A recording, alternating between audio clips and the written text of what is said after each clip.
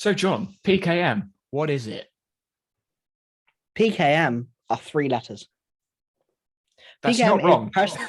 You're Yeah, not we wrong. win. Off we go. Yeah, so PKM, personal knowledge management, is what it stands for. And to Great. me, that means where you manage the information or knowledge that's in your head. Okay, now I think you've got to be a little bit careful there, John, because there is a bit of an insider debate going on. Knowledge, information, and ideas are all slightly different things, apparently. Yeah, I guess if you want to be really like Granular. anal about it, but Yeah. in terms from a business owner's lens, they're all the same darn thing. And they all can change between knowledge can become ideas, ideas can become knowledge. Like it's kind of a bit of a blob. A blob. What a great scientific description there, John. You're Yeah, welcome.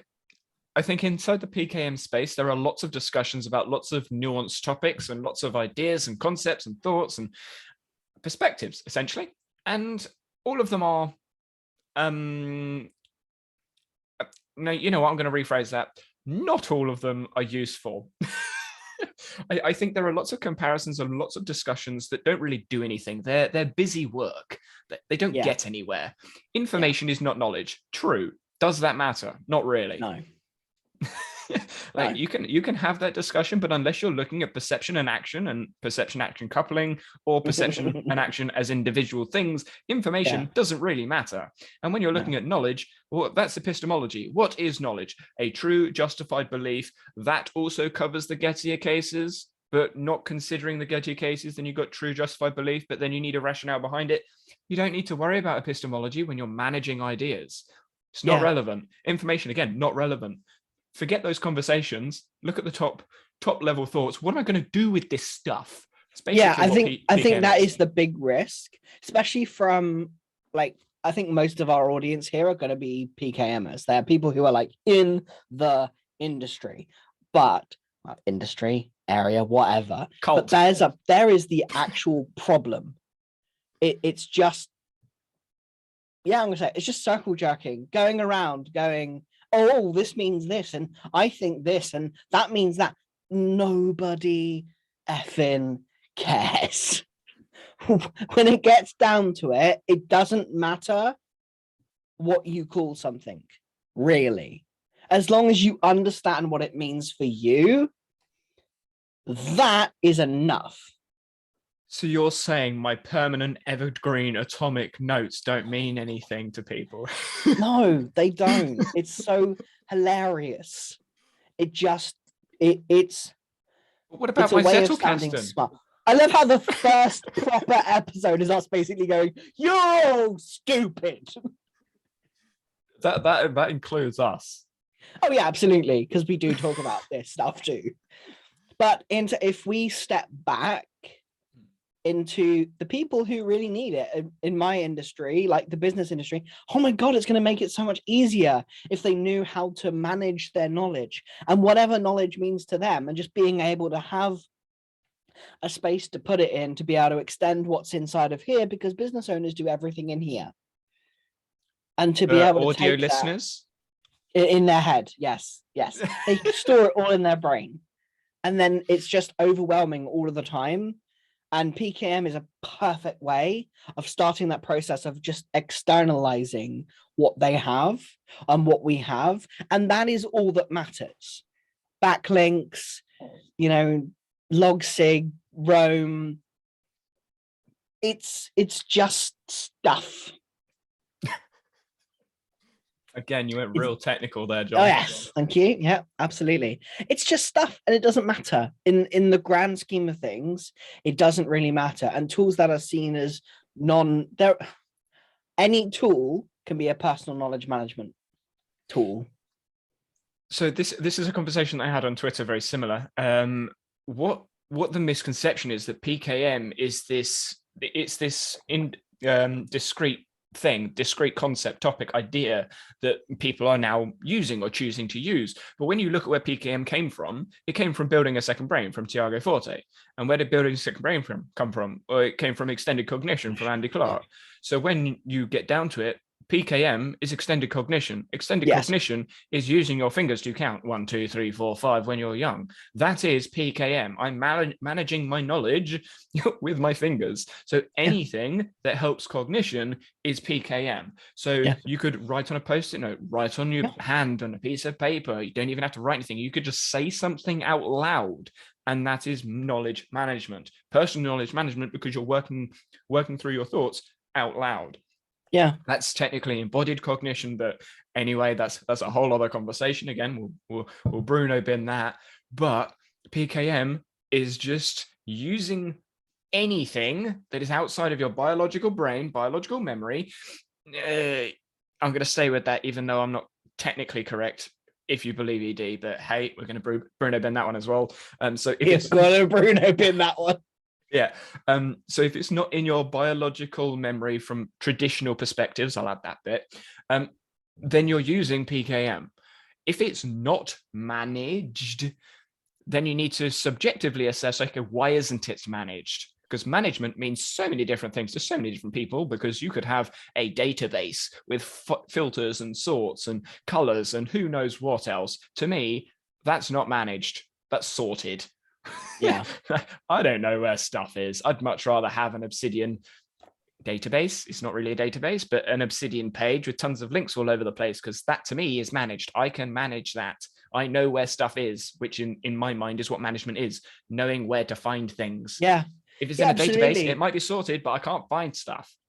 Yeah, absolutely. And I think that's something that's missed so much. Everyone's talking about doing like sorting rather than managing. They're talking about making sure it looks pretty and making sure that is something that I always found frustrating with the PKM space of like, oh, well, we'll just sort it this way. And these particular templates and these particular ways of working this is how you do it. And highlighting X amount of times versus writing this amount of that. And it's all just nonsensical. This is how I think about it in my mind. Think of a puzzle, right? You have loads of pieces in a box. If you take the pieces out of the box and then you put the puzzle together, sometimes the puzzle is bigger than the box. So putting the pieces back into the box, you then have to mess up what you made. Is that management or is that storage? Because then when you get it out of the storage, you need to then manage it again, because you need to put it back together. And if you don't put it back together in the box very well, you then have to do all of the work up front again, which is what most of us do. We have loads of stuff, we store it away, and then when we get back to it, we then need to manage it again. We need to redo all of the work we've done because we didn't store it well. So why are we storing it in a box that doesn't fit the puzzle? Like, just store it in the puzzle, which is what Obsidian, Rome, the network type tools try to do. It's, here is the puzzle that you're making that's ever growing, that's constantly dynamic. Let's just keep it there rather than trying to silo it into a box that it doesn't really fit in. Does that make sense? Yeah, absolutely. And I think there's a thing about like siloing, and some of the stuff that you and I have spoken about for a long time is context. And I think that is exactly one thing that is missing from the PKM space in the business. It's like no one talks about the context, or very few people talk about their own contexts. They just talk about how to do it right, how to do it correct, how to do it. This is the best way to do it. Let's use Zettelkasten. And oh my God, I hate Zettelkasten. I despise it with a passion. I tried it for 1 minute and I'm like, no, thank you. No, this doesn't feel good, because it's overly, that is to me what organized is and sorted. Zettelkasten feels like it's a sorting mechanism. Whereas if you jump into, system theory where it's absolutely complex and crazy and nuts, but that works. And I think there is this belief to manage something, it must look nice, when really it shouldn't look nice because it doesn't fit nice in our brains, which is why I would even go as far as to say that PKM specific software, networked thought, whatever you want to call it, is still it's not the be all and end all. An example of this is something that I was talking to with a client. We were doing an intensive around how do I get ideas out of my head. It's like I have so many ideas and thoughts and things that I have in my head that I need to get out, which is exactly what PKM is. Getting it from in here to out there. I'm very I process verbally because it helps me to think through what I'm saying as I'm saying it. I started a podcast for that exact reason. This podcast is PKM. My podcast is PKM. Your podcast and videos that you do is a form of personal knowledge management. Me going and opening up Descript to record ideas in my head down is PKM. Me creating a blog post or a video, it's all part of PKM. But we just zoom it right into this niche app or software like Roam or Obsidian Logsig because it makes us sound smart. And then you have people who genuinely actually need it. We don't really need PKM. We don't really need personal knowledge management. It's not really, we know how to do it anyway. But for people who actually would benefit from, who would gain the most benefit from using PKM or experiencing that, we're just putting them off because we're too busy talking about highlights versus insights, capture, organize, distill, yeah, etc. Express, yeah. Like we're too busy talking about. Or you could use encode from Nick Milo. That's another recent one that's come out. Yeah, like and it's fine to have processes and the ways of working, but just get your shit out your head and put it somewhere. That is PKM in a nutshell. I think there is a misconception in the PKM space that you don't have a PKM system and then you do have a PKM system.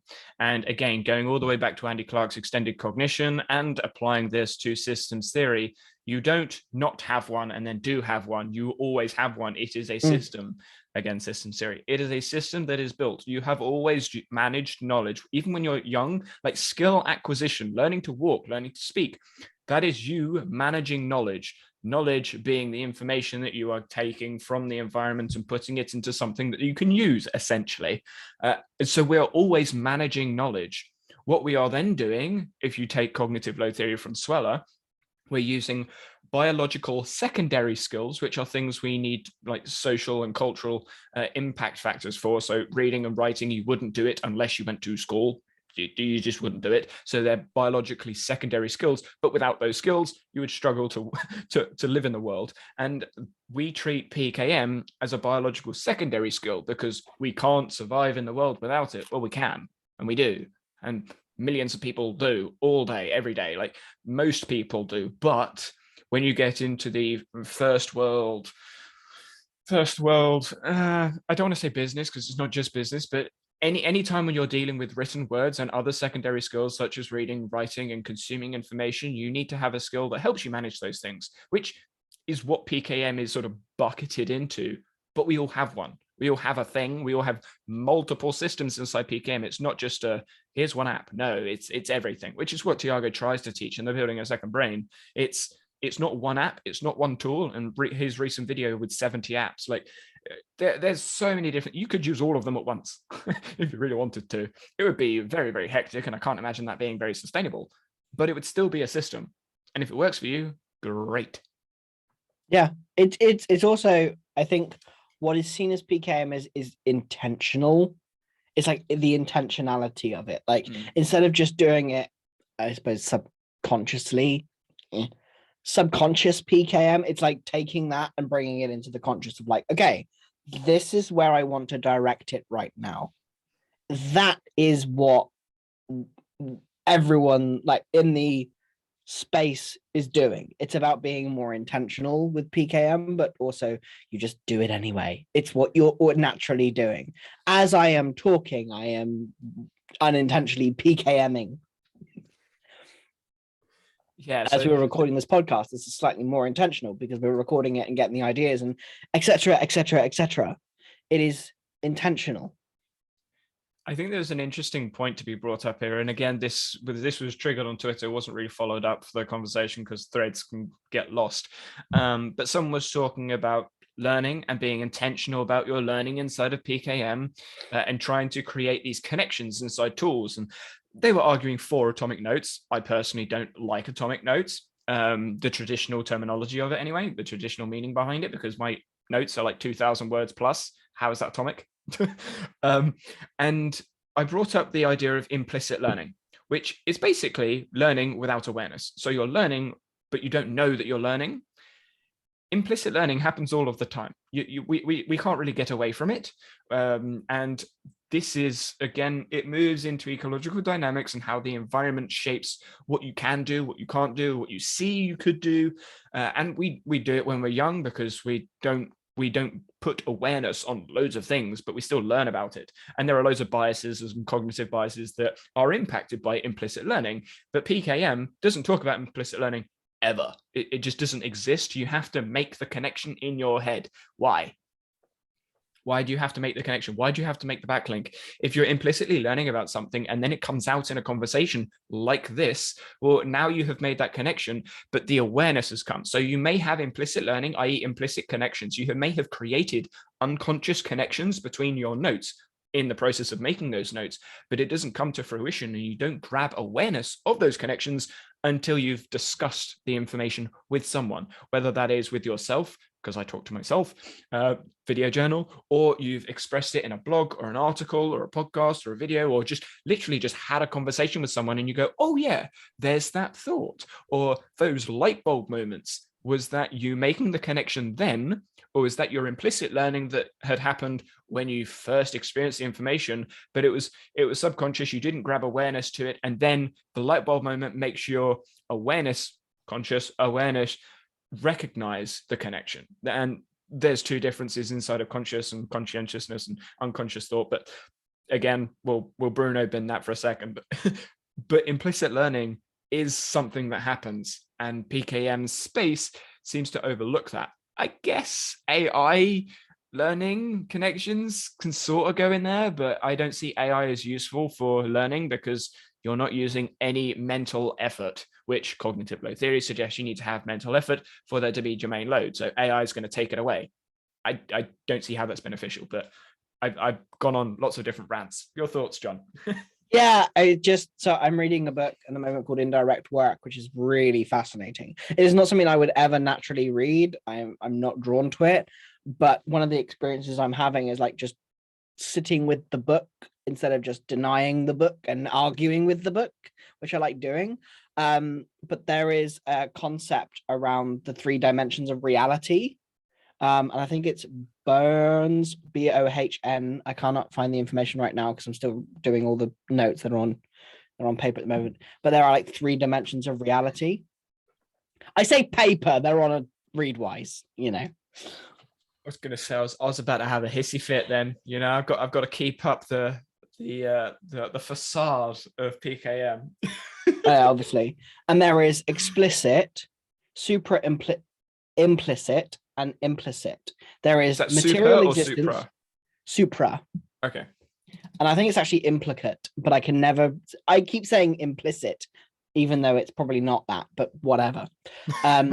We've got the material existence, what we can see and what we can actually do with, which is the PKM apps themselves. Then you have supra implicate. I'm going to say implicate just in case, which is the cosmological questions related to why we exist. So kind of almost like the questions you can't have an answer to, the purpose, I would say, maybe, if I'm really simplifying it.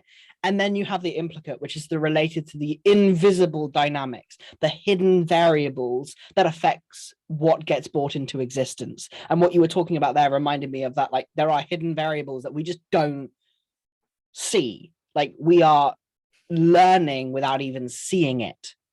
And then it gets brought into existence that we can't control. So I found that really fascinating. And I'm like, ooh, that is spicy.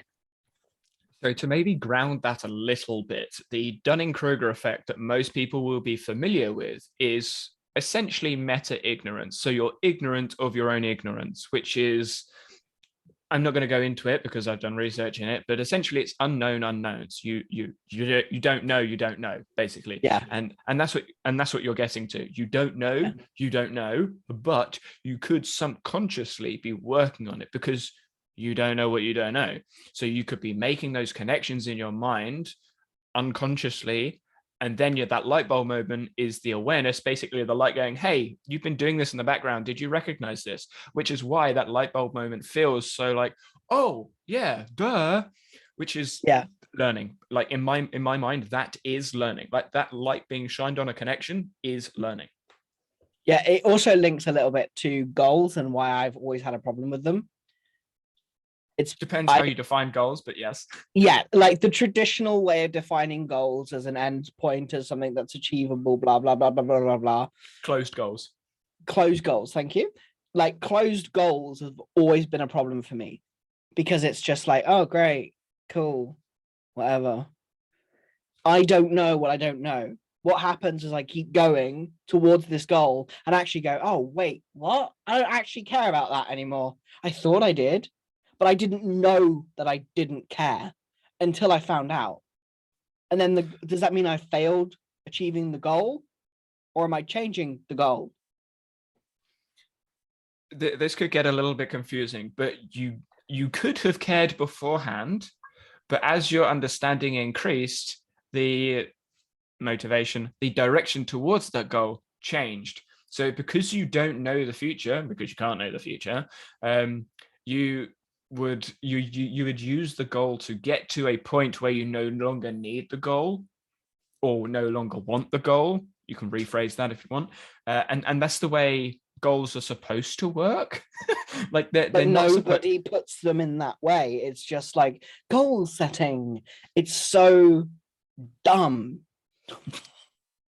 I think it's oversimplified. I think that's a better way to say it. Is a lot of people that set goals oversimplify what a goal is. Inside of educational science, i.e. coaching or teaching, a goal is to give you a direction for learning, for thought, for exploration, for potentially even creativity. That's what a goal is there for. It's to give you something tangible to move towards. It's sort of like putting your flag in around and going, I'm going that way, rather than just being plonked into somewhere.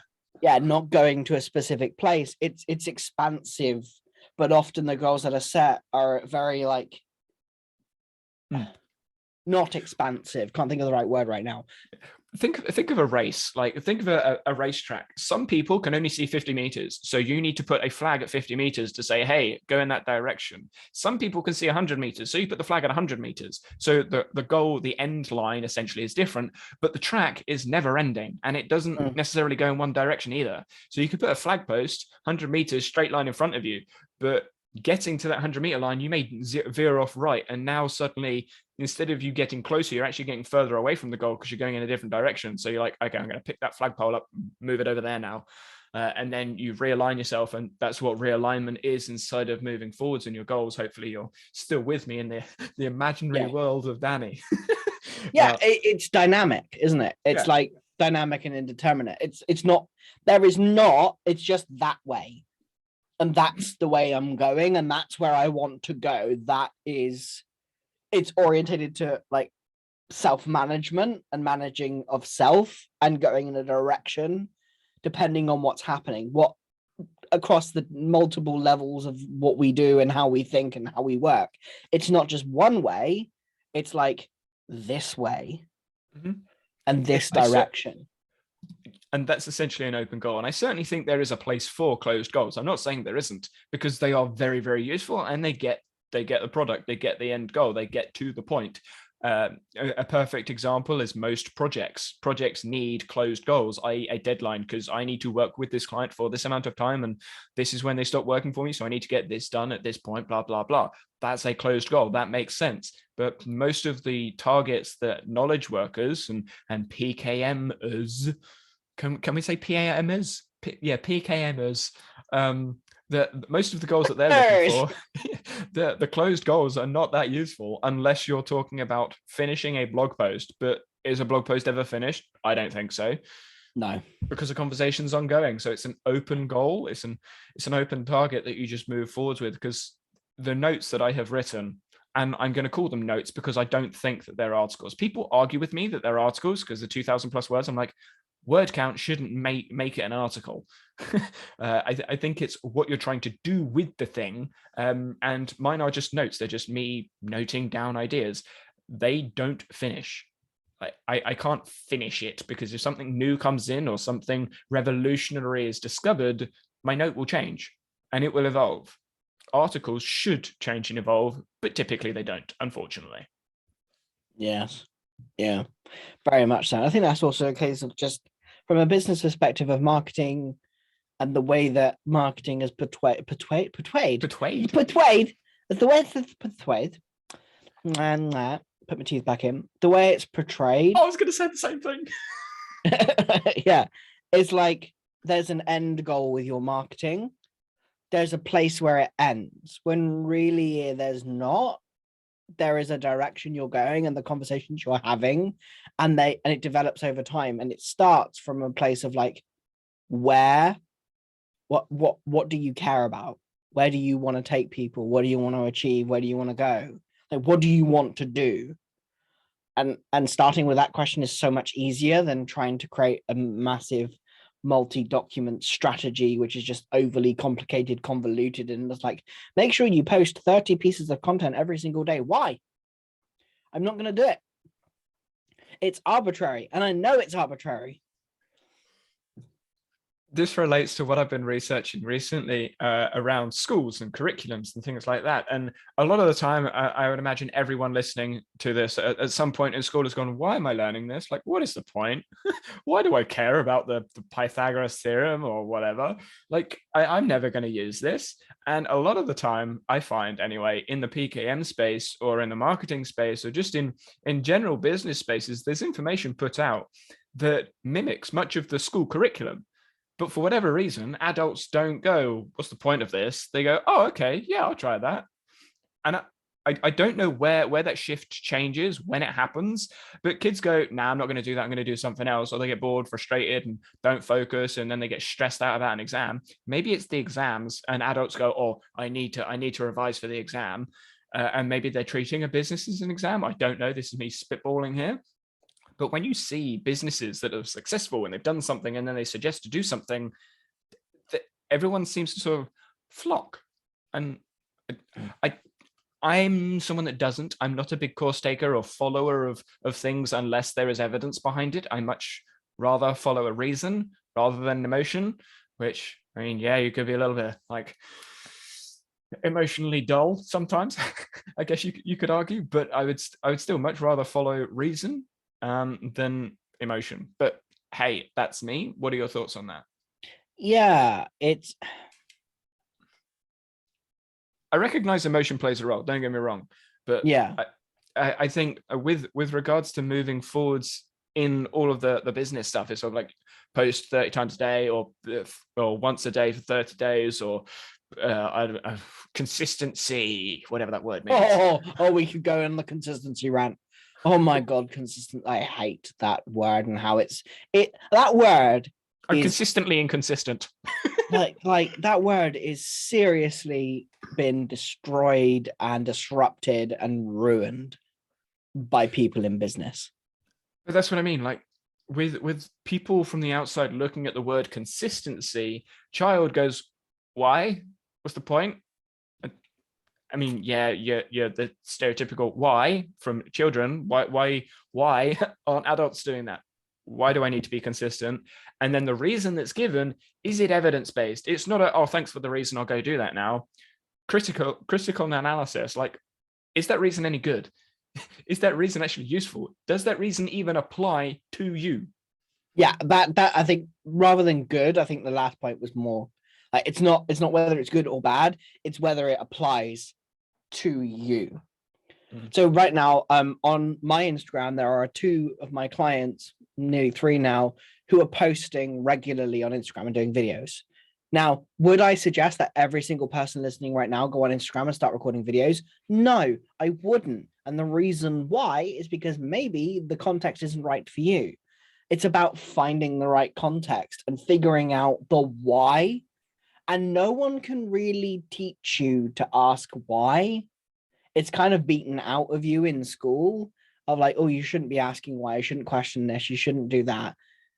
And it's the case of you just follow along because you should and because everybody else does it. So you just follow the herd and just do what everyone else tells you to do, because belonging, that feels good and nice. And if you belong with a group of people, then it feels lovely and makes you feel good.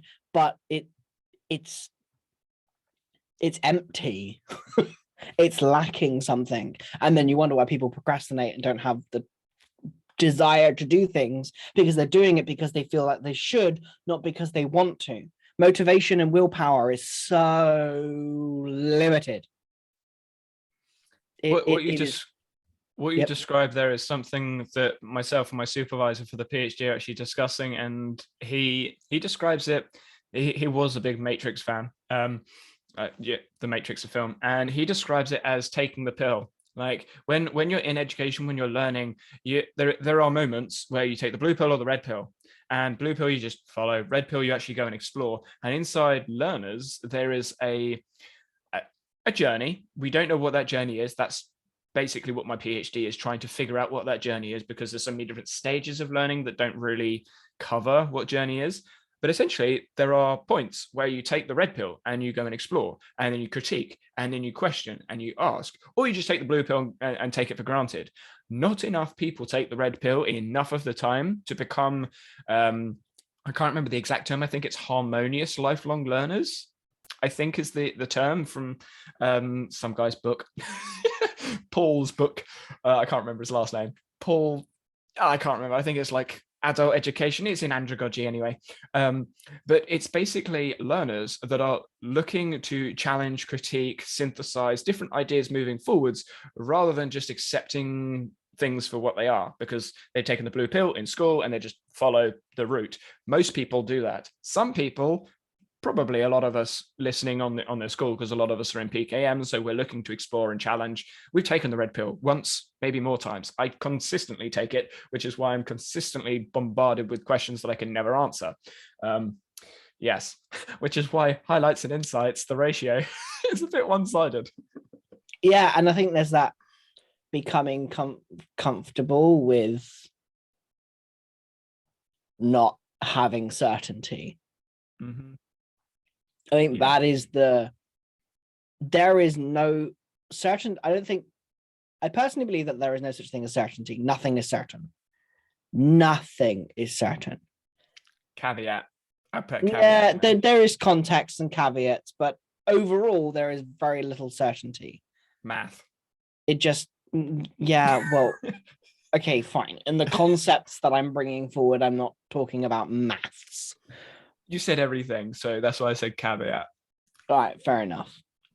In everything related to, then you get into priori knowledge. Don't bother getting into epistemology, because priori knowledge is fact, is certainty. So yeah, caveat, priori knowledge, go. Yeah, thank you very much. Cheers.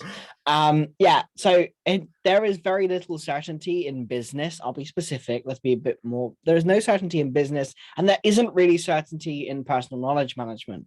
There just isn't. There is no right way, wrong way, best way. There just is the way you do it, and that's about it. And if there is a lack of understanding of how you work, that's often the problem. Is there isn't a lack of context from your own world and your own beliefs and all that lovely stuff that is missing in most business worlds that we inhabit. It's very much like, well, just follow this because it works my way. It's like, running workshops, to be like a real specific example, running a 2-hour workshop. For some people, that is great. But if you have children and you have to run away at a very, short moment in time, then maybe that won't be relevant to you. But if that context is missing, then you think it's just what you're supposed to do. You're supposed to do it in a certain way. You're supposed to work in a certain way. If you try to work in a certain way, but it doesn't actually fit the context of the rest of you, like you're not feeling well or whatever it may be, there are other variables that are at play that you may not even see, you may see but ignore. Often business is put in this silo, and it's like that work-life balance thing, which I hate. I hate work-life balance. It is a lie. Work is part of your life. Life is part of your work. They influence each other. They are not, I think this is ED, isn't it? Yeah. Yeah. It's not ED, it's systems theory, which encompasses ED, yeah. It is, you can't really have one without the other. They coexist at the same time, the entire time. And trying to box your business into this separate place is limiting, is incredibly limiting, and it doesn't help. I'm going to go through my circle explanation of what systems are, just to give people some context. I don't know whether I've gone through the circle one for you, but essentially a system, if you see system as a circle and then you see another system, they could be separate or they can overlap. And then there can be that little bit in the middle. And then you add another system. It could be a small system, a small circle inside one of those circles. And then there could be a bigger system that encompasses all three of those circles. So now you have a big circle, two circles overlapping, and then a smaller circle inside one of those circles. That's basically systems theory in a nutshell. If you then expand that on a massive page, so imagine you've got a piece of paper, loads of circles all intersecting, then fold it in half. Now that you've folded it in half, you have circles interacting with other circles that have loads of other circles inside of them. And they're now turning into spheres. So now you kind of have like space intersecting one another, and circles intersect all over the place. That is complexity theory and systems theory in a nutshell. So you have systems all over the place, all intersecting. And if you try and pick one of those spheres out, there are going to be other spheres, i.e. other systems that interact. And if they interact, it means they have some sort of influence. It could be big, it could be small, but there is some sort of influence with what goes on and what happens. And that is why when you try and silo, you're trying to pick out the sphere from in the middle of all of these other things, cogs and moving and the rest of it. You're trying to pick it out and go, hey, this is what I'm going to work on. But if this is what you're going to work on, it completely decontextualizes what it is that you're actually working on, which is the ecological element. So yeah, hopefully that's given you a bit of a visualization as to how interconnected so many systems are. Yeah, and that is the epitome of my work, is helping to just see all of the interconnected systems that are at play, some that you like, some that you don't. And that's another really important part that I'm learning now at the moment, is like, there are systems at play which are completely in antithesis to you, but they are still part of the system. I have a huge problem with the way that a certain the Notion community is going, but they are part of the system. They are part of the process. They are part of my work, whether I want it to be or not. Just because I am resistant to the behaviors that's happening with marketing of Notion, not specifically, just in general, the way that it's going is in antithesis to me, but they are still part of the process. They are still part of a bigger system. They are a circle here and a circle here, and they affect each other. How I respond and how they respond. The marketing of what I do and how I market and how they market. They influence each other. And marketing is just this, I wouldn't even call it the space in between, but there is some space in between with all the interconnected circles that you can move them around and play with them. And there is just so much potential that is being ignored when you silo in on just one thing. Like, I am just going to market myself this way. I am just going to do this. Oh, I hate these types of people. These types of people suck. These types of people are great. I only want to associate with these type of people. And then you miss that. There's something that you're missing. There is context lacking from what you're learning. And you just, yeah, it sucks. So that gap in the middle of those circles is basically fluid dynamics. Physics jargon, insert loads of complex words. Yeah, but it's basically fluid dynamics. And everyone knows if you drop a a stone, a pebble into the water, it ripples out. And if there's something in the way, it then ripples and changes. And the way water works is it ripples off each other. And it's the same inside of systems theory. Imagining you have these two spheres and someone drops a pebble in the middle. All the fluid in the middle of those two systems, i.e. your business, Notion's business, their marketing strategies, whatever, you drop something in the middle, i.e. a client, plop, okay, or now it's going to ripple off of both. And who knows what directions that's going to happen, because you're all moving. So as the Notion system, this is why I have space on my wall, as the Notion system moves in one direction, you move in the other direction, and the client's sat in the middle, those ripples are going to reflect and interact all over the place, and you have no idea what dynamics is going to happen. And that is why when we're doing things, we're managing knowledge, we're living, essentially, we're trying to manage the ecological, which is the actual real world environment dynamics, the fluid dynamics of what's going on, what's happening. And managing that is not easy. It's extremely difficult, but you can use different tools, constraints, affordances, and just recognizing that there are ecological differences between environments, and there is a dynamic element to the environment that's going on that can help. And I think a nice way of bringing this sort of back to something that's a little bit more tangible, best, good, worst, bad is all subjective, because you need a comparison. You can't say this is best because you need something that is worst. You need to have a comparison. It's not individual. It can't be separated from a system. It has to be compared to something, whether that's compared to you in 3 seconds time, 10 years time. You're comparing yourself to yourself, either future or past. It's dynamic. And it's the same with comparing yourself to other people. And comparison is useful. It's not bad. It is useful. It's what you do with the comparison that makes it useful or not. Yeah, I think that was, I think we spoke about it. I'm not sure whether we did it on a podcast, but I think that was your issue with the Gestalt approach. It's the fact that it was very much, to simplify that a bit, it was very much like individuality is a lot of the focus with Gestalt.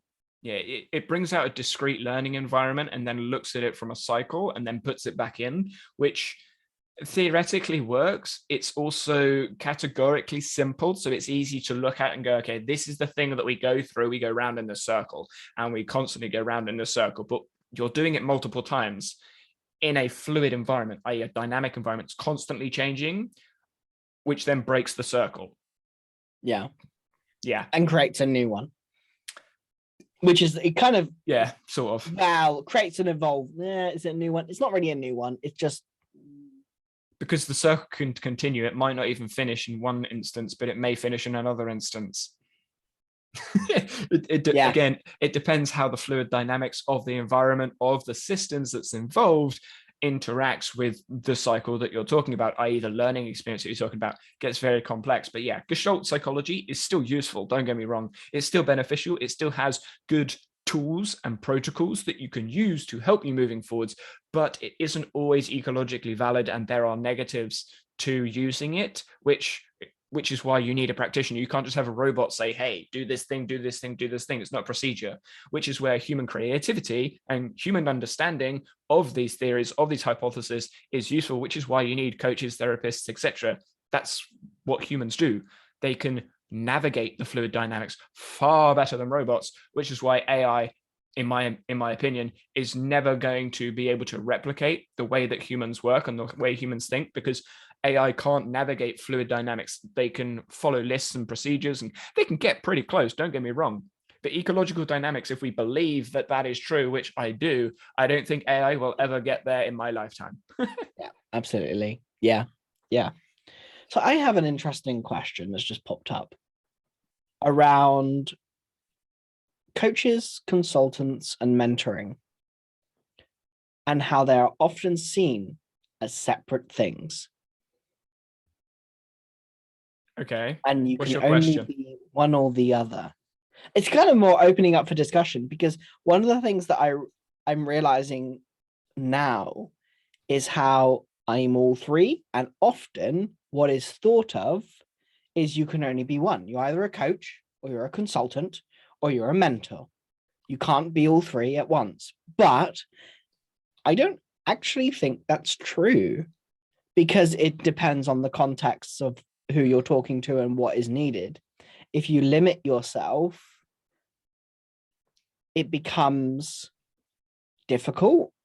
Now, there may be one that you are, quote unquote, better at, which I hate, but I'll just use that for now for simplicity's sake. But it's interesting to consider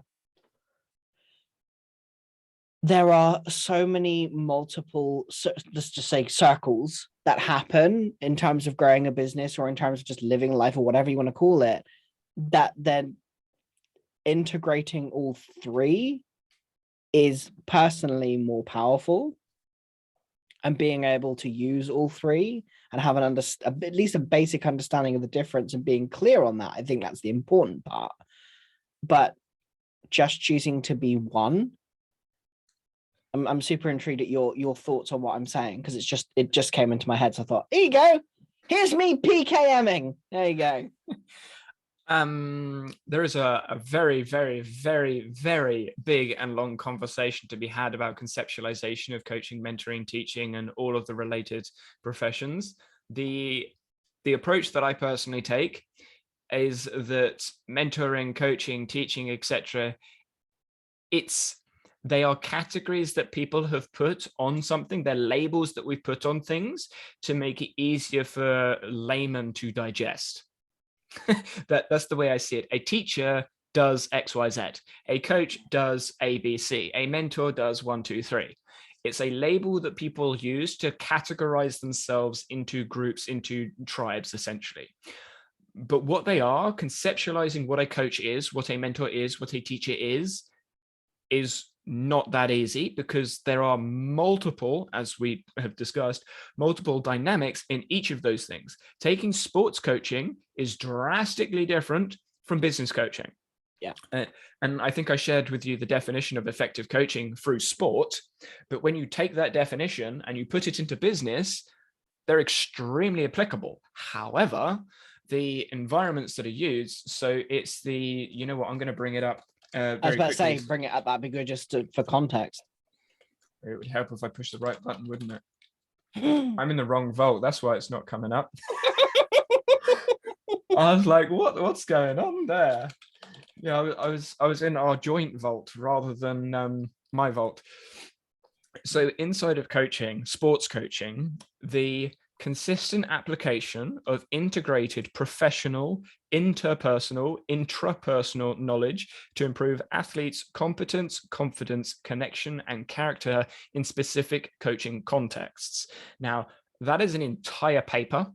That one definition is an entire paper in sports coaching. But if you break that down, professional knowledge is knowledge of the professional environment. Teaching, mentoring, business, all of that can be applied. Interpersonal knowledge is a transferable skill across anything that involves more than one person. Intrapersonal knowledge is your ability to understand yourself, which everyone has to do anyway. Like it's not something you can avoid. So coaching, teaching, mentoring, no matter what you're doing, it's there. Improve athletes. You change athletes for clients or students or learners. Just change it for a context that makes sense.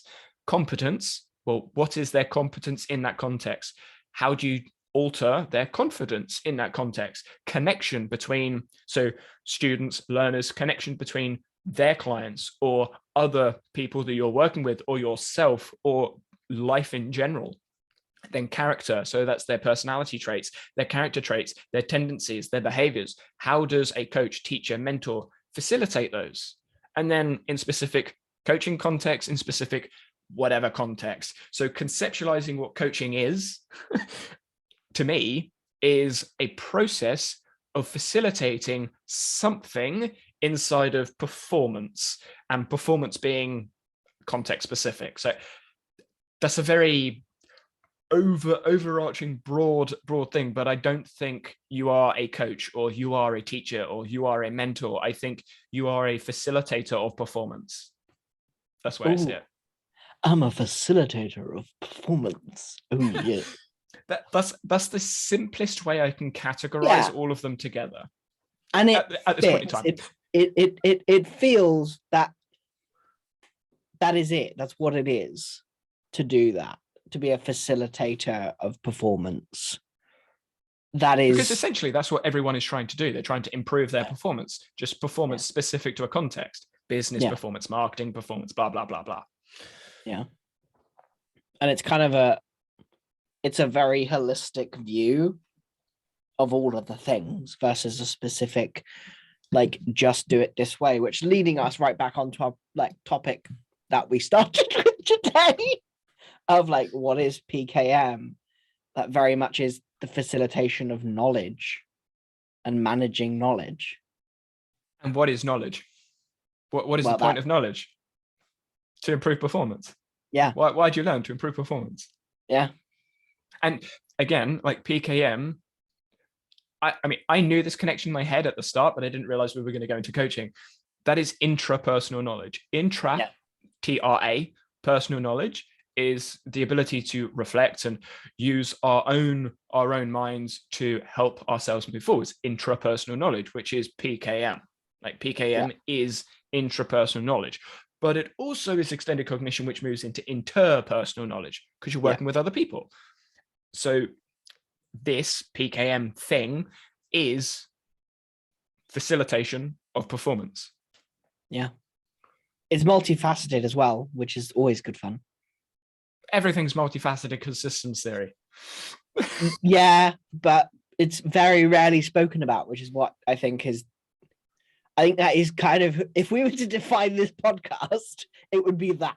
It would be making it less simple and really touching the context of it. That's ironic, isn't it? Simplicity specialist making things complicated. Yes, but simplicity isn't about that. It's around, I mean, simplicity is at the edge of complexity. Here we go. He's going to try and justify his position. Of course, yeah. Well, it's at the edge of complexity. That's what it is. That's where simplicity is found, at the edge of complexity. You're going to have to explain that one for me. No. You don't want me to poke holes in it. just listen to my logic and my categorization and my label. Well, yeah, it is a label. What is simple, what is complex, that is very much dependent on your own context and what matters for you, and et cetera, et cetera. What starts as simple, it's a moving post. It's not static, it's fluid. It moves. Exactly. So, and for those individuals that haven't taken the red pill, they need something static. But for those that have taken the red pill and explore lots of different directions, because it's fluid, have fun. Yeah. Enjoy. Yeah. I guess to close this out, I do want to ask you one question about the highlights and insights, because we spoke about this as a point of discussion. Highlights and insights arguably are different things. And there is potentially a ratio between the two. Do you have in mind a ratio that would be effective? Obviously, no, not at all. No. What is needed is what I'll have. So what do you think highlights are useful for, and what do you think insights are useful for? Highlights for me, I don't really think about this, to be honest. I just highlight stuff that is relevant for me. That's my point. I was so glad you said that. That's the point. Like what I don't understand in the PKM space that I'm trying to grasp is people say highlights, you don't need too many highlights. You don't want to highlight too many things. Highlights are bad for learning. Don't tell me what I need is my instant reaction. It's like, excuse me, you don't know what I'm reading. You don't have any of the context. Don't dictate what is correct, because you do not have the context. What is correct for you is fine. And I, you want to ratio everything, that's fine. But if I'm reading a book that is really quote unquote that I've read before, I may take less highlights, sure. But does that mean that I've not done enough highlights? Or is it the fact that I've got the exact highlights that I need? Sometimes I get massive insights from a book straight away. And then other times it takes some time to process the information, to take it through and just like internalize what I'm learning, pulling out insights that are mine, but they take time. So should I have more highlights than insights? Should I have more insights than highlights? That depends. And there is no golden ratio. There is no perfect answer because it's context specific. So we were talking just before around you doing a paper and how many highlights you make because you're learning and taking in new information that you may not actually have had. So highlighting to me is like, oh, this is something that I am highlighting. Crazy, right? It's just me taking like a piece out of what they've said and just to look at it, to see it. It drew my attention. I highlight things because it's like, oh, this is something that I need to look at. This is what I'm highlighting. I am highlighting that. That's all it flipping is. Will I gather insights from every highlight? No. Will I gather highlights for every insight? No. Then yeah. No. Stop it. I agree. So the way that I see it is a highlight is a way to bring awareness to a specific area of something. That's all it is. It's bringing conscious awareness to what it is that you've consumed. Does that mean an insight's coming from it? No. But as we've spoken, implicit learning can happen. So if you have a highlight and you go, there's nothing there. 2 weeks later, you read something, you go, oh, wait, that relates to that highlighted thing that I did whatever it was ago.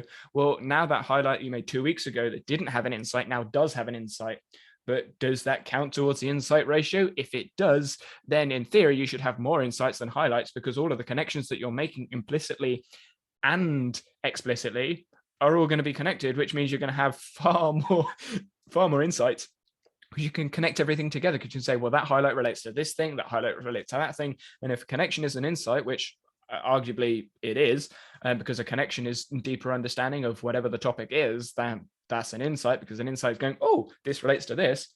Well, then you can't have more highlights and insights. It's just impossible, which means you have to bring a time limit, time boundary in it, which again, we don't want to do because learning is dynamic. It's a consistent journey that is ongoing. And you may have highlights now that you may not realize are insights until 2-3 years later. For example, that definition that I've just read out from sports coaching, I read that my second year uni, which is 6 years ago now, 5-6 years ago. I never thought PKM and my sports coaching definition of effective coaching was going to be related. I had no idea that insight was going to be a thing, but now it is.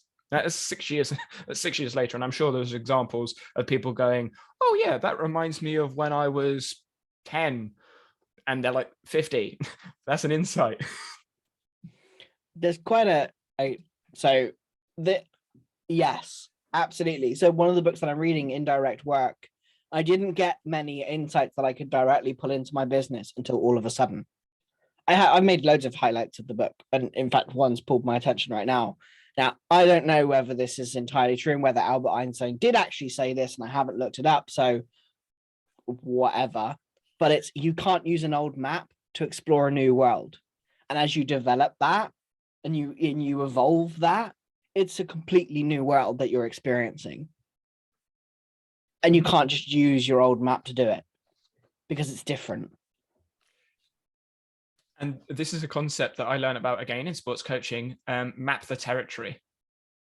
So instead of mapping everything out, just map the territory. Like, this is a thing over here, this is a thing over there. Instead of mapping out the paths, because paths can change, houses can change, the environment changes. That's the territory, and then figure it out from there. So work through the territory to work out what's going on. Because if you're in, so I have in my head like a map with different colors of different places, i.e. territories. You go into one territory and you leave one, and then you go back. So you go into the red territory and you explore it. You know what's going on. Then you go into the blue territory or the red territory you haven't now seen for however long. It may have completely changed, but it's still red. It's just not as clear. It's kind of like fuzzy. You've added a Gaussian blur on it. I love that. Yeah, I think that's a good place to close it out. Thoughts? Yeah, Awesome. It feels good. If you have any questions or you want to talk to us at any point, let us know on social media, Twitter, all that good stuff. Yeah. Bye.